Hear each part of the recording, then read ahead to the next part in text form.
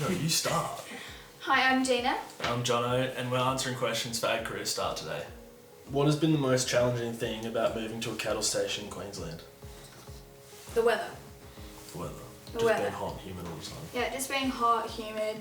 The rain is actually so much different. We get a lot more rain up in Queensland than we do back in South Australia. Yeah, it's a lot heavier. Yeah. And then it's hard because all of our roads, apart from the main highway, are bitumen. And Yeah. everything else is dirt. So when you're carrying a 3-axle trailer full of motorbikes, Gets a bit slippery and slipping scary. around or in the truck, taking the buggy or the quads or... Hmm. Yeah, I suppose that's challenging for us, is rain and stuff like that and working with it. And I guess probably just learning to live in our own house but having someone else in another house just up the road that's right there, and sort of I wouldn't say parenting, but helping you out quite a bit as well. Yeah, I think that's good. And Yeah. you've got that family relationship with them that we've built with them. Yeah, that's something that Which you is have great. to build the bond. Yeah. Yeah, Yeah. which I think is great. We look at their 3 girls as our Little siblings. sisters, yeah. Do you think tomato sauce belongs in the pantry or the fridge? Well, I would say it belongs in the pantry, but now living with you, it's got to go in the fridge. Belongs in the fridge, otherwise you tip it out and it all just oozes out everywhere. Yeah, but that's why you shake it first. No, it needs to have good consistency straight away. I don't know about that. No, it does. I've always had my tomato sauce in the pantry No, until I live with you. it goes in the fridge. Right. Would you recommend Ag Career Start to a friend? Yes, definitely. And why would you do that? It's just a great opportunity for young adults to get into the agriculture industry, I think. It can be daunting, you don't know where you're going to go. Yeah. And I think just doing Ag Career, you get to talk to your host farmer first, and you sort of get introduced to them first instead of just rocking up and being like, hey, I'm here to work for you for a year. Yeah. Or beyond that. Yeah. I suppose it just makes it's very simple, they do it all for you and just makes it easier. Yeah. Yeah. And you have the opportunity to meet a lot of other new participants as well that are involved in the same program, which is really good. Plus getting to do courses. And the courses, that come with it. And I think, being able to do that helps us a lot with our job too. Yeah. Like doing low stress stock handling or cattle management courses or anything like that we could do. Makes our job, makes us understand more of what they're trying to do day in, day out with their business. And I guess that helps them with us understanding too. Yeah. Stuff that I probably would never have seen unless I did the program. Yeah. That's the benefits of doing a career, I guess. Is the places you get sent, and there's some views that you will never see unless you did the program in the first place. Yeah. Yeah. So how did your mum and dad take the news that you were moving to a station in Queensland for, I guess, at least a year? Yeah, so Mum took it really well. She was very happy for us to move up to Queensland, but Dad on the other hand, he was a bit emotional and didn't really want to say goodbye, and wasn't it was very hard, is it, when are you going to come home to visit, or when can I come up there to visit? So it's sort of very hard for him to take it in. But he's getting there, he's got there in the end, so it's good. Yeah. I think Mum and Dad were pretty happy for me.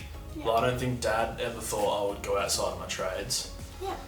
Probably stay where I was at the time. And then Mum was very happy for me that I was just doing something for myself. Yeah. Just going out, being independent, and going to live a life that was just completely different to what you were doing. Very different. Yeah. Yeah. Are there any jobs you don't like doing, and how do you decide who has to do it? Most jobs are enjoyable on a station. It's just... What about the lick runs? No, lick runs are good. How you enjoy Apart from 40 kilo bags all the time. Yeah. But the half-ton bags with the crane, the trucks and everything, they're good. But I don't know, I like doing everything. Lick runs is the way that you learn where everything is in the station. Yeah. And how to get to point A, point B, all the way to wherever you need to go. You just have it in the back of your head already, you know where to go. So I think lick runs is most important. So I wouldn't say could call it a challenge first time around, but I don't know, I reckon that's your most beneficial task, is doing lick runs and fencing as well. You know where all your fences are, you know how big your paddocks are. So if there is a job that you don't like doing, like kind of don't like doing, who would you decide to do it though? Oh, like, depends. and how would you go about it? I don't like servicing quad bikes. So I guess I'd get you to get used to race motorbikes, so that would be fair enough if you had to do the bikes. What about putting the busters back on the two-wheelers? No, not my thing. Very frustrating, especially when they're broken. Yeah. Yeah. Oh, well, it's part of it, isn't it? Yeah, it is. Who is the better cook? Depends on the day. Typically me. Right. Self-proclaimed, but you can be pretty good. Curried sausages the other night were great. Yeah, they were very good. What about like the tuna bakes and... Yeah, my tuna bakes. The tuna bakes that I taught you how to cook. No, didn't at all. It's on the back of the bloody jar. No, it's not. Yeah, it is. It tells you what to do. And tuna, you pasta, tuna, cheese on top with your, you put your sauce on top before your cheese, but yeah. And then you put all your seasonings on top of there and it tastes great. Okay. Peas and corn, terrific. What's the best new skill you have after working on a cattle station for 6 months?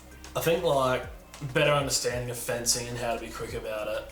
I suppose going back to my trade, being a carpenter, it's all about being time efficient, producing quality work and stuff like that. So it's pretty well the same for fencing. Getting it done quick, making it look nice, make sure everything's straight, everything's tidy. Yeah, I suppose that would be a new skill I've learned.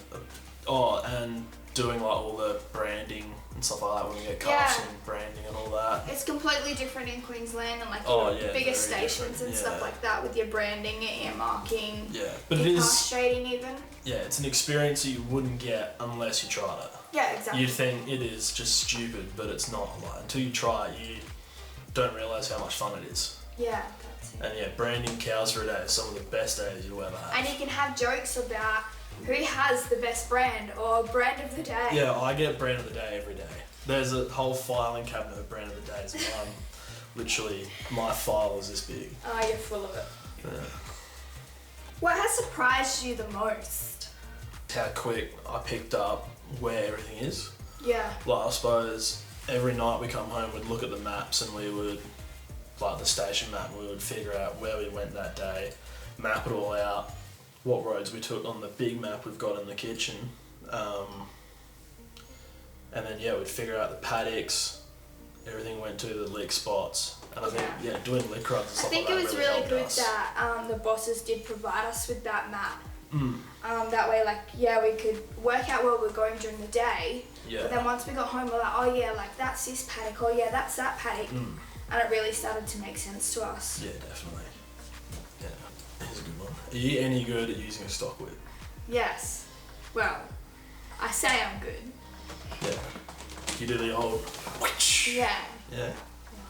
No, I've used a stock whip for a while now, but it takes a lot of practice to be able to get it right and get going with the stock whip.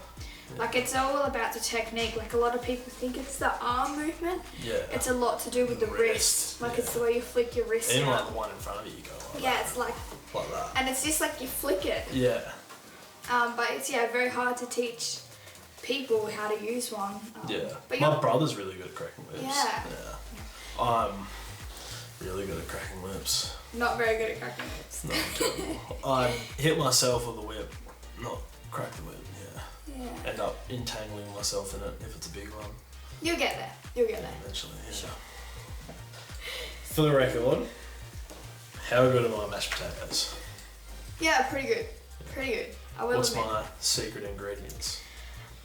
Some lemon pepper, some cheese. Yeah, that goes alright. The only time that I think it can be a little bit high going is when they're a bit lumpy still. Your mash is just a little bit lumpy. You just need to mash it that little bit more and get it a little bit more smoother. It's how you get the true taste of the potato you've used to make your mash. And I even sometimes put a pinch of baking salt in there. Yeah, that's really nice. Even put bacon in my mashed potato too sometimes. Yeah. And that makes it so much better. Do you know what we need to try? No, I'm happy with the way my mashed potato is. Don't want mashed potato, sweet potato and pumpkin. In one thing. That's really nice. Good try. And then just add all them ingredients. But I think why ruin something that's really good? You don't want to. muck around. It's a trial and error. No, if it's good, it's good. Leave it. It's like a Land Cruiser. They're literally the same body style since day dot. You don't change something that's too good already. Okay.